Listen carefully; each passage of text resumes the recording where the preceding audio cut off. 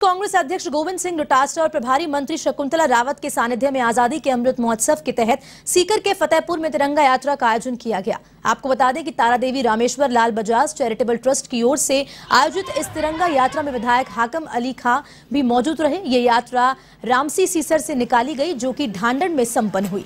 इस दौरान PCC chief Dotasra ने कहा कि राजस्थान सरकार तिरंगा यात्रा निकाल रही है। हमारे देश के महापुरुषों ने योगदान देकर आजादी दिलाई। जब आज आजादी का पर्व मना रहे हैं, इस दौरान डोटासरा ने केंद्र सरकार को भी आड़े हाथ लिया।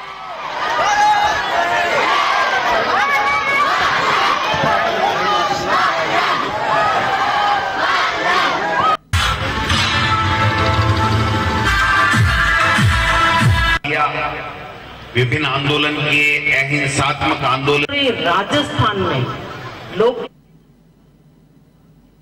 मनरेगा, आरटीआई जैसे लाकर के खाद्य सुरक्षा गारंटी अधिनियम, ऐसे फैसले और ऐसे कानून लाकर के इस देश को ऊंचाइयों पे पहुंचाने का काम किया है। आज जो माहौल इस देश में चल रहा है वो रुकना चाहिए। ये लोकतंत्र कैसे मजबूत हो और देश के लोग कैसे प्रगति करें और सब 36 कौमों के लोग भाईचारे से कैसे रहें, ये बात का प्रयास करना चाहिए। इसके लिए हम इस तिरंगा यात्रा और हमारी आजादी की 75 साल की गौरव यात्रा, इन सब में एक ही संदेश देख रहे हैं कि हम सब 36 कौमों के भाई भाई हैं। हमारे महान नेताओं ने, हमारे महापुरुषों ने, हमारे वीर सेनानियों ने, स्वतंत्रता सेनानियों ने इस देश को बहुत मुश्किल से अंग्रेजों से आजाद। ये भारत देश जो हमारा सोने की चिड़िया कहा जाने वाला भारत देश है, तो ये आजादी हमें बहुत मुश्किलों से मिली है। बहुत वर्षों तक लड़ाई करने के बाद में मिली है विदेशी ताकतों से।